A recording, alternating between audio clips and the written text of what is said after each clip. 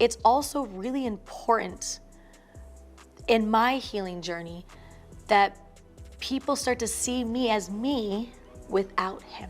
And it's really important for people to see my children as individuals without him, because that is the reality now. Child, this lady is cold. This lady got some nerve. If you don't know who she is, this is the widow of the late Stephen Twitch boss, Allison Holker. It's a lot of folks that's been saying she is the happiest widow they've ever seen. And they ain't saying it because they want to hurt her. They're saying it because this Allison Chick has been doing the absolute most with her deceased husband's name. If you ain't heard yet, sis been moving real funny since Twitch's tragic passing. And when I say funny, I mean straight up suspicious. Now, y'all know Twitch passed away in December 2022, leaving us all in shock. He was a king in the dance world, a whole vibe. But while his fans and family were grieving, it seems like his wife was already plotting her next move. Sis dropped his last name just 48 hours after his death. Like, not even 2 days, y'all. Who does that? And if that wasn't enough, she already got a new man and did a whole press run on it. She sold their family home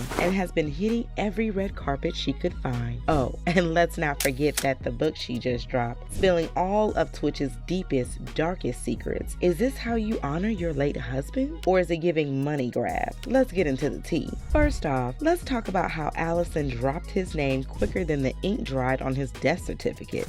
Since Allison boss one day, and then poof, back to Allison Holker like nothing happened. Now, I'm not saying she was cheating, but let's call a spade a spade. Who moves on that fast? Like, you didn't even let the flowers from his funeral dry up before you started rebranding yourself. And I ain't saying people can't grieve like they want to, but this situation is different. It's giving next chapter. And baby, the streets noticed. Fans were side-eyeing her like, girl, why you such in a rush to detach from your man's name? Especially when Twitch's memory is still so fresh in everybody's minds. The man was beloved by millions, but his own wife couldn't wait to shake off his legacy. Oh, but wait, it gets worse. Sis already booed up with a new man. And we ain't talking about months later, y'all. This was quick, like blink and she's on to the next. Now, ain't nobody mad at a widow moving on eventually. Life goes on, right? But baby, this timeline is tight. People are starting to wonder if she was eyeing this new man before Twitch even passed.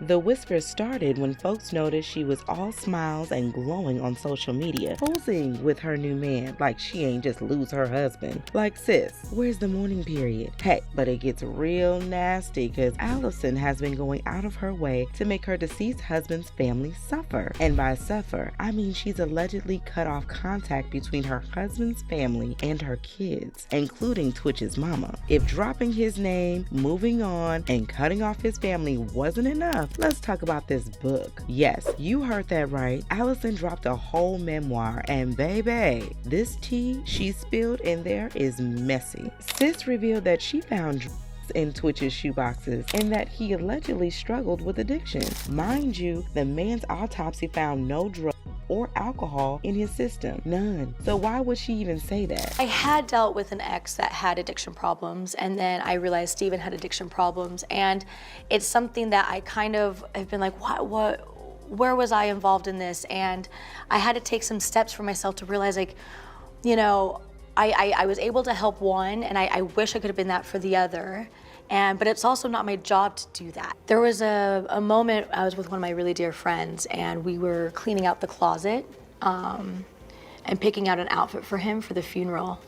And it was a really triggering moment for me because there was a lot of things I discovered in our closet that I did not know existed.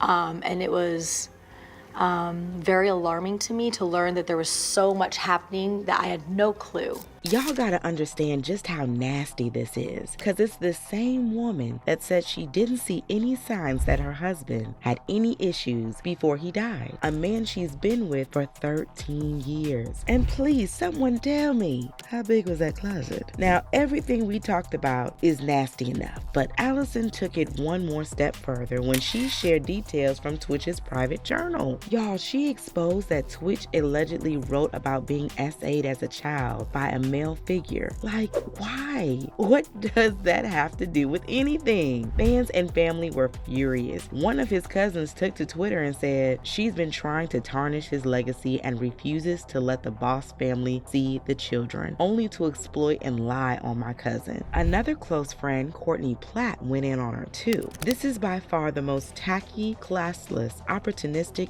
act I've seen in my entire life. You're living your life on every carpet, in every magazine, and you needed to do this? Get a journal, a therapist, a friend, but publishing a book? Shamelessly sharing the pages of your husband's journal? People magazine? What a joke. And let's not forget the NDA drama. Child, I almost forgot that. Allison made everyone, even Twitch's own mama, sign a non-disclosure agreement just to attend his funeral. Baby, that ain't love. That's control. And the internet been dragging Allison ever since these revelations came out. One fan said, "Happiest widow I've seen. No remorse, put out her dead husband's trauma out to the world. No were found in his system. She changed her name on Instagram just 2 days after his death, then had people sign an NDA at the funeral. Girl." Another said, "I was originally going to comment on how strong this woman is for talking about her grief until I read the article and saw that she spoke about her husband's private journal entries. If he didn't share things with you in life, why would you share them with the public in death? This was disrespectful and dishonorable." And there was this that said, "So she's saying this man was an introvert and didn't want others knowing his pain, and here she goes putting it on blast." But the biggest question on everybody's mind is, why? Why would she do all of this? Is it grief or is it greed?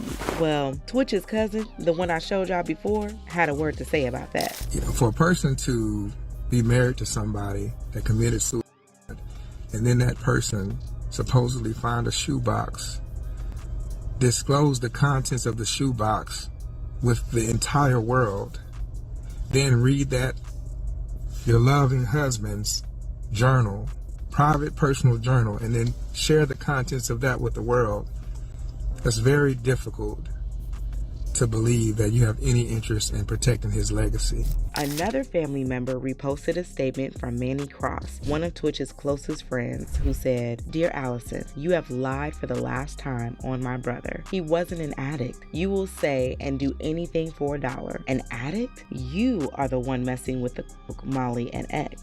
What's that last part? Coke? Molly? Child, I ain't saying nothing because we can't prove nothing. So it's all alleged. All we have is all we can see. And what I'm seeing, what everyone, especially Twitch's family, is saying, is a woman that was with their son for 13 years and had his kids choose fame and clout over preserving his memory and legacy. It's like the clip I showed y'all in the beginning where she said that it's important that for her healing journey that people start to see her as her without him. My translation is she don't want to be known as Twitch's widow. She wants to be Allison Holker, the brand. And while there's nothing wrong with moving on, it's just the way she's going about it. It's giving opportunist.